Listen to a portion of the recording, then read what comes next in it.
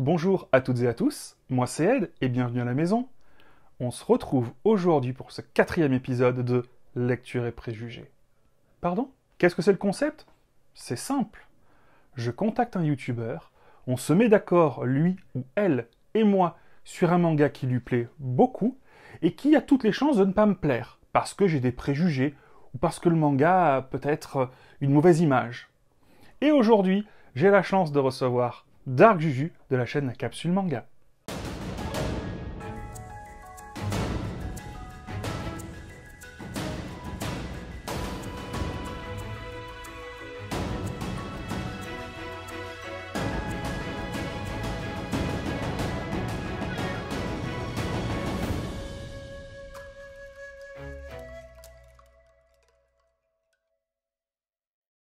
Nous avons donc discuté avec Dark Juju, et je vous avoue que j'étais un petit peu presque impressionné. C'est quelqu'un qui a une très grande connaissance au niveau du manga, qui niveau vieux manga vintage, c'est une encyclopédie.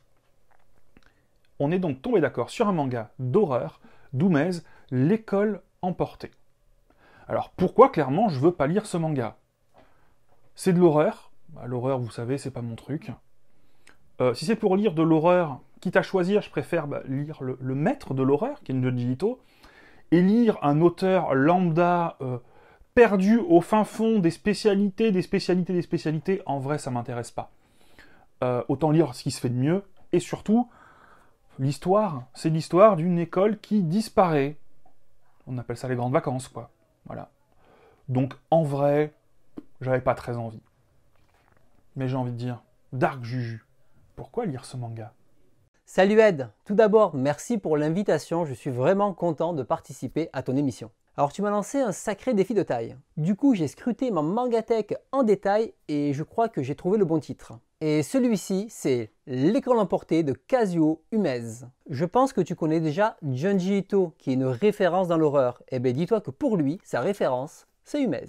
Kazuo Umez, c'est une légende vivante, il est considéré comme le créateur du manga horrifique, le dieu de l'horreur, rien que ça. Ce manga des années 70 raconte la disparition soudaine d'une école primaire, à la place il reste juste un cratère. Sauf que cette école, elle va se retrouver au milieu d'un désert, et c'est là que l'horreur s'installe. Les enfants vont devoir s'organiser pour survivre. Et entre le manque de nourriture, la malveillance des adultes et les événements inexplicables, il va y avoir des pertes. Ça va être un massacre et une escalade dans l'horreur. Et tout ça va aussi aborder des thèmes de société qui sont toujours d'actualité. Je n'en dis pas plus pour te laisser la surprise, mais je crois que le plus simple, c'est que je te le prête. Bon bah ouais, youhou, essayons L'école emportée. Salut Ed. Mais qu'est-ce que tu fais là? Tu voulais que je te le prête? Ah c'est vrai, c'est pas faux. Bon bah écoute, prends un siège et puis bienvenue à la maison. Merci. Mais comment t'es arrivé jusqu'ici? Alors, attends, ne bouge pas, je t'explique. Je n'en dis pas plus pour te laisser la surprise, tu sais quoi? Je te le prête. Attends, ne bouge pas, j'arrive plutôt.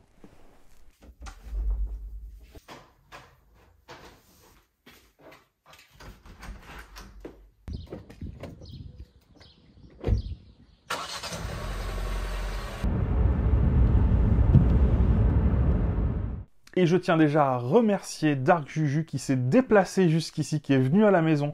Merci beaucoup. Ce format me tient vraiment très à cœur. Et ça me fait très plaisir que tu sois la première personne à venir physiquement. Je dis pas que les autres sont des feignasses, mais un peu quand même. On peut la garder et ça me fait plaisir. T'aurais pu. Mais non, parce que pauvre... Attends, Authentique, il est en Bretagne. Non, c'est pas ton problème. Authentique, il est en Bretagne.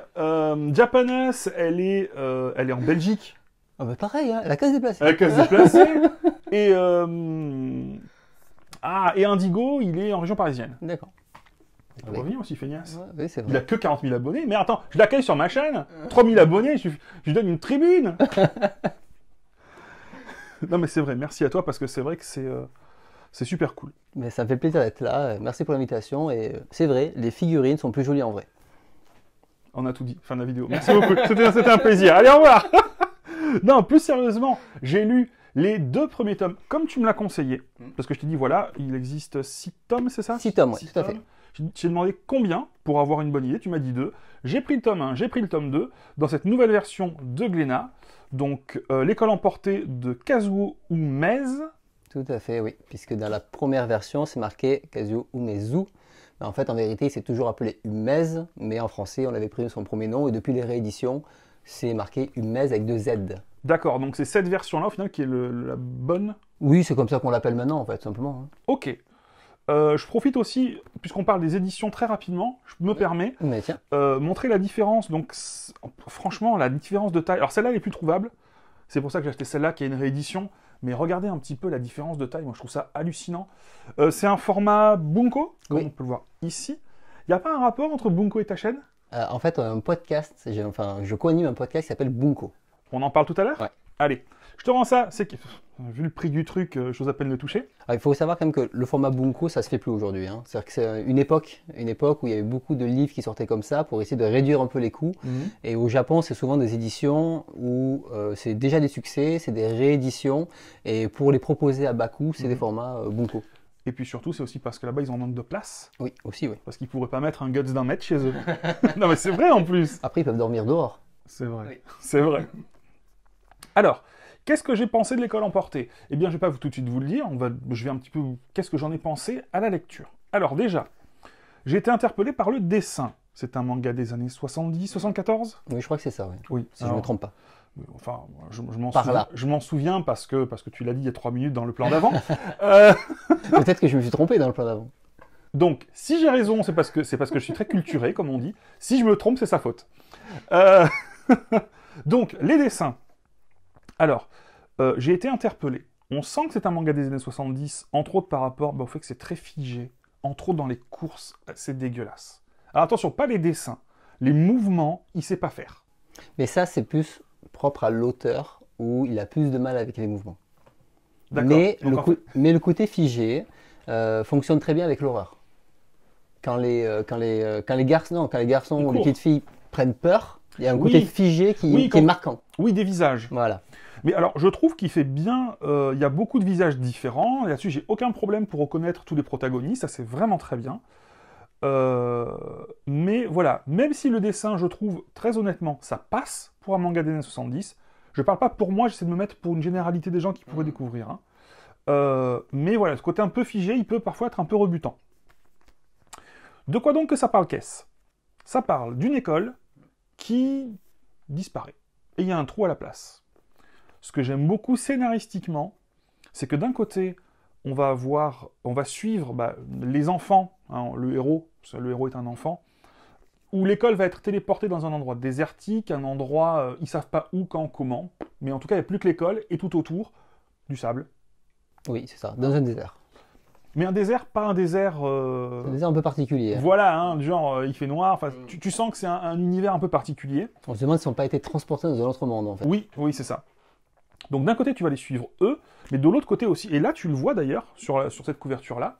Hop là. En cas, je vous incrusterai une image à ma place, et où en fait, on suit un petit peu aussi on va dire le reste, où en fait, il y a les parents qui restent, certains enfants, qui découvrent, peut-être qu'il y a eu une fuite de gaz, une explosion, ils n'en savent rien, où en fait, il y a un trou. Et ça, je trouve ça très intéressant déjà dans un premier temps. L'histoire est sur 2 plans, en fait. Hein. Oui. Là où il y avait l'école originellement, et là où il y a l'école maintenant. C'est ça. Et ça, c'est pas mal du tout, parce que dans beaucoup de cas, on suit que ceux à qui il arrive les choses et pas ceux qui restent. Donc ça, c'est vraiment bien.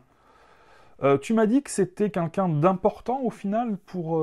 Umez, oui. Alors Umez, c'est quelqu'un qui a clairement inventé, en tout cas qui a révolutionné le genre manga. C'est à lui, en tout cas, qu'on lui attribue le manga horrifique au Japon. D'accord. Ce qui fait qu'il a influencé énormément de mangaka qui font de l'horreur, ou même d'autres mangaka, mais surtout ceux qui font de l'horreur. Donc typiquement, des personnes comme Junji Ito ou d'autres mangaka d'horreur, c'est leur référence à eux. Et ça, c'est quelque chose, en tout cas, que moi, je savais pas. Je sais pas à quel moment tu me l'as dit, mais tu m'as dit si Junji Ito, c'est le maître de l'horreur, mais c'est le dieu de l'horreur. Ah oui, clairement. Il est mentionné comme ça. Hein. D'accord. Et la particularité de Umez, c'est que l'horreur passe toujours à travers les enfants. C'est les enfants les héros, et c'est eux qui vont chaque fois être les héros de l'histoire, entre guillemets, qui vont subir l'horreur, et c'est vraiment sa particularité. Puisqu'on parle des enfants, quelque chose que où j'ai un petit peu de mal. Alors c'est 2 choses, une chose bien et une chose moins bien. La chose bien, c'est que quand on parle d'horreur et d'enfants, on pourrait s'attendre aujourd'hui à trouver un manga où il y a... Dans certains jeux vidéo, par exemple, tu peux pas, dans certains jeux vidéo, je crois que c'est Skyrim, je crois que tu peux pas taper les enfants, par exemple. D'accord. Je crois que c'est Skyrim, ou je dis pas de Il y a des limites. Quoi. Voilà, il y a des limites. Là-dedans, c'est nos limites. C'est-à-dire que les enfants, ils se prennent des coups de couteau, ils se font frapper par des adultes, ils se font renverser par des voitures, et tuer, écraser. Non mais, c'est pas juste... On est dans l'horreur en même temps. Oui, et ça, je trouve ça bien, parce qu'au final, même s'il y a un événement paranormal qui déclenche quelque chose, au final, un adulte qui tue avec un couteau pour tuer, ça fait peur, quoi. Oui, et en plus, la cible, je rappelle que c'est quand même un manga qui est pour les enfants, enfin pour les ados. Quoi? C'est pas pour les adultes. Ah bah à l'époque, on savait raconter des histoires différemment. Hein. Ça, c'est un manga pour enfants? Oui, tout à fait. Enfin, c'est un shonen en fait. C'est un... Enfin, c'est dans ces catégories-là. Excuse-moi, je m'attendais pas, j'avais pas compris quand tu me l'as dit. D'accord, ok, parce que quand même, enfin, il y a une école et c'est bien parce que ça fait beaucoup de gens à tuer. Ok, moi je savais pas. En fait, ça avait beaucoup pensé à des histoires comme Sa Majesté les Mouches, et chaque fois, c'est des enfants qui se retrouvent à faire une autogestion et ça part dans l'horreur en fait, puisque ça ne fonctionne pas. Puisque dans l'histoire, alors encore une fois, il y aura un petit peu de spoil, mais on essaie vraiment de limiter, puisque donc l'école qui est emportée, les adultes vont avoir des problèmes, enfin il y en a qui vont se suicider, il y en a qui vont disparaître d'une manière ou d'une autre. Sachant que c'est les adultes les méchants là, hein. Oui. Dès le début. Hein. Oui, et au final, comme tu dis, c'est de l'autogestion des enfants. Je trouve quand même que on a des enfants qui sont parfois un peu très intelligents. Ah oui, non mais... Ils deviennent matures en 3 pages, quoi. C'est des enfants adultes, mais après, on est d'accord. Il faut faire avancer l'histoire aussi. Oui. Et le but aussi, c'est que des enfants qui vont s'identifier à ces personnages-là soient plus matures et montrent que tu peux faire des choses, des actions, que juste subir l'horreur qui s'installe, en fait. Oui, mais honnêtement, alors ça, au Japon, c'est fait pour on va dire les ados. Est-ce que toi, c'est pas une lecture d'ado, ça? C'est toujours pareil, quand tu prends des anciennes lectures comme... Je parle pour un occidental français oui, aujourd'hui. Oui, c'est pour ça que d'ailleurs c'est classé dans les seinen. Ouais, ok. Donc il y a quand même une différence. Ok. Voilà. Mais il y avait d'autres mangas à l'époque, tu prends du Devilman, tu prends du Ashanojo, c'est dans les shonen, mais le propos il est quand même clairement plus mature. Ok, je te suis là-dessus. C'était une lecture plaisante, malgré les défauts. J'ai trouvé que c'était... Comment est-ce que je pourrais dire? C'est ce genre de choses que j'aime bien parce que même s'il y a un élément fantastique, on part sur de l'horreur qui peut être... dans laquelle tu peux te retrouver. C'est-à-dire, on est dans un endroit un petit peu perdu, avec des gens qui sont plus forts que nous, et qui pètent un câble et qui décident de faire ce qu'ils ont à faire pour leur survie. Et c'est vrai que c'est ce côté, au final, horreur. Ils auraient pu partir dans... Alors, même si ça rajoute quelque chose, mais en tout cas, au départ, ils auraient pu partir dans un chalet dans la montagne, ça aurait pu partir pareil, en fait. Voilà. Le fait qu'il y ait ensuite cet événement de... Je vais pas dire exactement parce que tu apprends, je crois, dans le tome 2. Dans le tome 2, je crois que tu commences un petit peu à comprendre certaines choses. Peut-être à la fin du tome 1. Mais après, tu commences à avoir des événements un petit peu fantastiques, on va dire. Tout à fait, hein. Voilà, on va dire des ennemis qui les attaquent. Mais qui brouillent les pistes, en fait, de savoir où on est. C'est ça, qui brouillent les pistes. Et c'est aussi intéressant. Et pareil, tu vois de l'enfant massacré. C'est un Battle Royale. Oui, mais dans le Battle Royale, les enfants, on dit qu'ils ont 15 ans, mais les filles, on dirait qu'ils en ont 27, quoi. Excuse-moi, mais... Non, mais oui, parce que dans le 2, t'as quand même des enfants démembrés. Ah oui, totalement, oui. Voilà. Mais c'est important. Même entre eux, ils se massacrent. Oui. Mais ce qui est important de dire aussi, c'est que ce n'est pas... Je trouve que c'est pas... Alors... C'est de l'horreur, mais c'est pas fait pour mettre en avant des démembrements en disant « Ah, regardez, on démembre des enfants, c'est trop cool. » Non, il y a une raison logique. Ça fait partie de l'ambiance, en fait. Surtout que uniquement du gratuit. Voilà, c'est pas juste... c'est pas du gratuit. C'est pas, voilà, on va mettre du sang, on va démembrer des gens parce que ça fait plaisir. C'est la situation fait que il y a des pertes dans le manga. Je montre une page, alors outre le fait qu'elle est déchirée, mais ça on s'en fout. Tu vois ce passage... Ouais, pas de sens là. Ouais, non, je suis un peu dégoûté. Mais tu vois ce passage-là, justement, où il y a des enfants, je dis pas exactement comment, mais qui se suicident. Ouais. Bah, tu vois, c'est exactement ça que je disais, c'est-à-dire que c'est un événement que tu peux retrouver dans la vie de tous les jours, donc qui est terrifiant, parce que tu peux avoir des enfants qui se suicident, ça arrive. Mais tu vois ce que je veux dire, même si c'est fantastique, c'est ce petit fond de réalisme qui fait que tu rentres dans l'horreur parce que c'est réaliste, tu peux te projeter. Mais parce qu'en fait, c'est un reflet de la société des adultes, mais mis au niveau des enfants, puisqu'en D'accord. fait, tu vas voir, ils font des groupes, comment dire, ils élisent des leaders, finalement Oui, ça marche ça, j'ai pas. vu, ouais. Il y a des personnes qui essayent de faire des contre-groupes pour essayer de reprendre le contrôle et compagnie. Et c'est la vie de la société, quoi, c'est simplement. Hein. Oui, parce qu'il y a des votes, des élections. Ouais, exactement. Et J'ai là, pris- ils essaient de faire de la démocratie, Ouais. ça marche pas, je dis pas plus, je dis pas ce qui se passe, mais enfin, il se passe plein de choses, et en fait, certes c'est des enfants, mais en vérité c'est la société adulte qui est reportée là-dessus, mais de façon horrifique, quoi. C'est vrai. Est-ce que j'ai aimé la lecture? C'est oui, oui. J'ai bien aimé la lecture. Est-ce que je vais continuer la lecture? Non. Oh, Oui, parce qu'il ne le sait pas. il me tue. Non, en vérité... Je vais te les prêter, comme ça tu vas les lire. Alors, voilà, je les aurais eus sous la main, je les aurais lus volontiers. Est-ce que j'ai envie de continuer à acheter pour lire? Et tu sais que moi, pour lire, j'achète. Je lis pas de numérique. Je vais pas sur des trucs illégaux Ah où non, on télécharge. officiellement, tu peux lire du numérique. Ouais, mais en vrai, je me sens pas... Enfin, tu vois, Mais c'est notre débat, c'est notre voilà, débat. je l'aurais eu sous la main, tu vois. J'aurais dit, ouais, bah, je te prends la suite parce que je suis curieux. Mais ça va juste à la curiosité. En effet, j'aimerais savoir un petit peu plus sur où est-ce qu'ils sont vraiment, est-ce qu'ils vont s'en sortir. Parce que c'est que le début au final, là c'est vraiment Oui. l'ambiance, et après, comme tu l'as vu, il y a des nouveaux phénomènes qui arrivent, Oui. et c'est là où, c'est pour ça que je t'ai dit d'arrêter au numéro 2, parce que c'est là où tu te dis, ah, mais qu'est-ce qui se passe encore derrière? Il y a plein d'autres choses, parce que Humez va continuer bien sûr à développer cet univers, et je ne peux pas dire plus parce que je ne veux pas spoiler, Bien sûr. mais on comprend plein de choses en fait. Au cas où, dans le 2, attendez, bougez pas, je vous le prends. Donc hop, le tome 2. Alors je vous le montre parce qu'on va un tout petit peu en parler. Donc dans le tome 2, pour ceux qui ont lu, alors si vous n'avez pas lu, ça ne vous parlera pas, mais on comprend, donc là je veux parler à ceux qui ont lu. Quand vous voyez ça, vous savez très bien la scène dont je parle, et cette scène-là, elle révèle quelque chose qui rajoute un nouvel élément à la compréhension de qu'est-ce qui se passe. Et c'est vrai il nous en donne un petit peu à chaque fois, et ça donne vraiment envie de découvrir la suite. Mais je sais pas, il y a quelque chose qui me... Alors est-ce que c'est le dessin? Même cette petite fille, je sais pas si tu te souviens, qui marche avec une béquille, qui trouve pas très loin de l'école, dit mais d'où elle vient pas. Tu espères qu'il y a quelque chose. Donc c'est suffisamment... Peut-être que si j'aimais le style horrifique, peut-être que j'y serais allé. Après, Tu vois? peut-être que pour toi, la série est peut-être un poil longue aujourd'hui pour découvrir cet auteur. Ça peut être aussi, tu aurais peut-être aimé découvrir seulement 2-3 tomes, d'avoir une histoire complète, et peut-être que 6 tomes, ça te fait peur d'aller jusqu'au bout peut-être. Non, parce que j'ai lu un tiers, tu vois ce que je veux dire, et j'y serais... Je sais pas, c'est... Non, si tu m'aurais dit ça fait 12 tomes, je t'aurais dit oui, c'est trop long.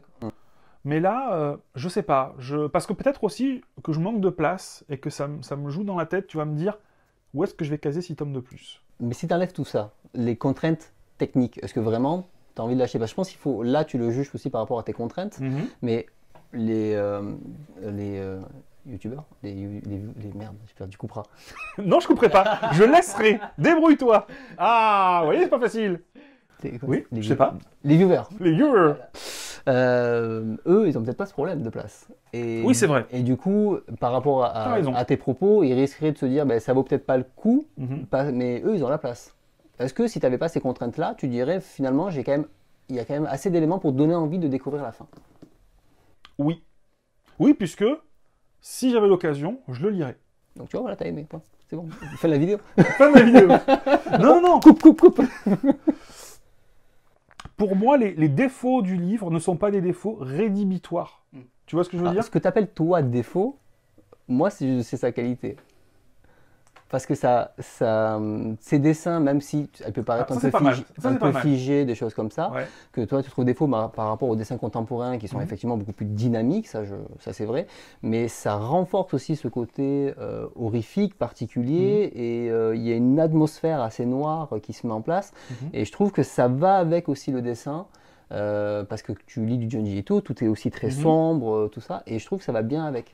Mais après, j'avoue que par rapport aux standards d'aujourd'hui, ça peut surprendre un lecteur actuel. Question, imaginons qu'il y ait des gens qui veulent découvrir d'autres choses de cet auteur-là. Est-ce que tu aurais des trucs à conseiller? Je conseillerais Baptism, qui est en 4 volumes. Alors par contre, c'est un petit format Bunko comme ça aussi. Trouvable ou introuvable? Normalement, c'est trouvable. D'accord. Normalement. Sinon, après, vous avez plein de livres chez le Lézard Noir, d'accord, qui soit ce sont des petites histoires courtes pour découvrir Umez selon des histoires courtes, soit sinon il y a Je suis Shingo, alors par contre c'est 6 gros volumes, qui lui est plus dans la SF avec des petites pointes d'horreur, qui est aussi super à découvrir. Ok. Voilà. Pour résumer, je dirais, tu me dis si je me trompe, hein, que si vous vous intéressez un petit peu à l'ambiance horrifique, un peu old school, vintage, Totalement. c'est un bon livre pour faire un premier pas dans l'univers de l'auteur. Oui. Qui est qualitatif, qui a des qualités qui sont clairement, clairement très grandes, et des petits défauts qui sont à imputer à la période de sortie de l'œuvre. Ou une habitude de lecture. Ou une habitude de lecture. Voilà. Merci. Passons maintenant au plus important, parce qu'il y a le plus important, je pose ça, je reviens. C'est-à-dire ta chaîne, la capsule manga. Oui. Alors, en général, et c'est ça qui est difficile, c'est qu'en général, là, je me pose, tu vois, à la fin, et je dis, ah bah voilà, j'aime ou j'ai découvert. Alors je vais le faire, mais je vais pas trop te regarder. je me cache. Voilà, je vais faire un peu plus court que d'habitude, parce qu'après, au final, je pars du principe que les meilleures personnes pour parler des choses, c'est ceux qui sont concernés. Donc après, n'hésite pas, tu vois, mais pour l'instant, ne te regarde pas. Je te laisse faire. Alors, la chaîne La Capsule Manga, ça fait quelques temps que j'ai découverte. Et je vous dis très honnêtement, et vous voyez, je ne le vois pas. Tiens, regarde, s'il te plaît. Voilà, regarde. Voilà. Il est trop petit ce livre. Il est trop petit ce livre. Bon, tiens, je te le rends. Je trouve que c'est une excellente chaîne. Le manga, ce que j'aime dans le manga, c'est que c'est vraiment très diversifié. Il y en a pour tous les goûts.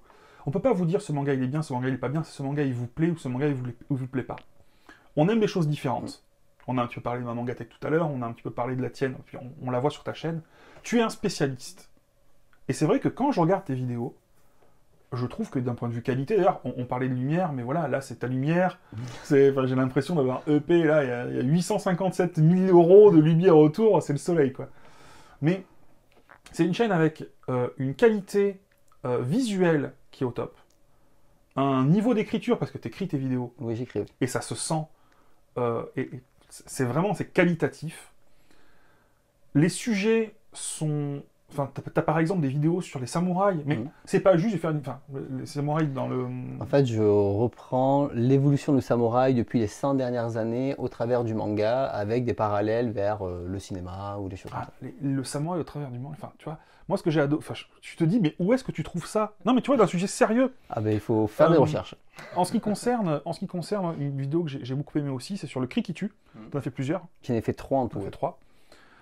Moi, j'en ai parlé sur ma chaîne, je parle des magazines de prépublication français, donc Manga Player et Kamea Magazine. Mais avant, il y a eu le Cri qui tue, qui est suisse, je crois, ou belge. Oui, en fait, c'est un japonais qui vivait en Suisse et qui a créé ce magazine. Et aujourd'hui, par exemple, cette vidéo-là, je vous la mettrai quelque part, ou dans la description dans le pire, mais le Cri qui tue, c'est un magazine que tu peux pas... Je crois que l'intégrale, j'ai eu à 1000 balles à peu près. Oui, elle commence à être chère, en fait. Elle commence à être chère. C'est du magazine de prépublication, mais c'est le premier magazine de prépublication francophone. Ça fait partie de l'histoire. Où est-ce que tu as l'occasion de le voir sur YouTube? Il y a 40 ans. Tu vois, ça a 40 ans. Où est-ce que tu peux voir ça? Bah, sur sa chaîne.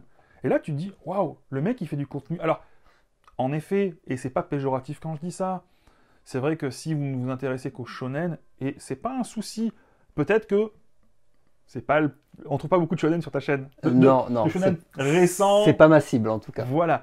Mais c'est tellement super passionnant, tu mérites vraiment beaucoup plus de vues, et je ne comprends pas pourquoi ta chaîne ne décolle pas, parce qu'elle le mérite très clairement. Encore une fois, on en discutait en rigolant tout à l'heure sur les lumières. Moi, j'ai 3 lumières à 5 €. Tu vois? Non, mais c'est ça, tu vois ce que je veux dire? Tu as cette qualité sur ta chaîne, qui est aussi bien dans la forme que dans le fond, et tu dis, mais pourquoi les gens vont pas voir? Donc n'hésitez pas, si vous êtes intéressé par vraiment, on va dire, le manga un peu plus adulte. Oui, ou plus spécialisé peut-être. Spécialisé, ouais. C'est plus... Plus de niche, on va dire. Ou, Quel genre de niche? Moi, ça va être plus manga, plus d'auteurs, des mangas underground ou... Du Gekiga. Du Gekiga, tout à fait. Ouais. Voilà, ça va être plus dans ces thématiques-là, sachant que je peux tout à fait parler aussi de mangas plus standards, notamment lors de mes lectures, achats que je fais en live. Et, voilà. Mais généralement, j'aime bien plutôt prendre une thématique et de parler du manga, enfin de l'histoire du manga avec un grand H, avec tout ce qu'il y a autour, avec l'explication sur son contexte de création, sur son auteur, le remettre dans le contexte social, etc. Ça pour dire, n'hésitez pas. Il existe plein de types de youtubeurs sur la plateforme. Il n'y a pas de meilleur, pas... C'est différent. On a chacun notre univers, on a chacun au final notre manière de parler des choses, et on ne parle pas toujours de la même chose. Donc n'hésitez pas, soyez curieux, c'est le plus important. Allez découvrir. Voilà, pour ceux qui... La capsule voilà, manga. c'est ça. Mais merci en tout cas pour cette présentation. Et on n'a pas parlé de Bunko. Oui, tout à fait, oui. Mais Bunko, c'est un podcast que je co-anime avec Manga Curator et M-Mythos où on essaye de revenir sur le manga de manière beaucoup plus analytique. On essaye d'approfondir un petit peu les réflexions, prendre de la hauteur sur une thématique. Et on a pu par exemple retraverser l'histoire orale du manga mais en France, depuis les premières publications jusqu'à les années 2000. Et montrer l'évolution et l'impact de la culture en France. On a pu, par exemple, parler de manga malaisant, mais malaisant pour des bonnes raisons, pour des mauvaises raisons, il en explique pourquoi. Et voilà, ce sont ce genre de thématiques qu'on essaie d'approfondir aujourd'hui. Voilà, on rentre vraiment en profondeur. Hein. Mais encore une fois, n'hésitez pas, essayez, en vrai, essayez, faites-vous votre avis. Non mais c'est vrai, faites-vous votre avis. Voilà. En tout cas, j'essaie d'apporter de l'information et de faire des vidéos qui restent accessibles et de faire découvrir que le manga, c'est pas seulement lire l'œuvre, mais il y a tout un univers autour et des fois, c'est passionnant. On prend la compote ? Allez. Allez. Merci à vous, n'hésitez pas, si vous voulez qu'on papote, abonnez-vous à sa chaîne. Éventuellement. À bientôt. Au revoir, moi j'y vais, la compote. Attends, je te rejoins.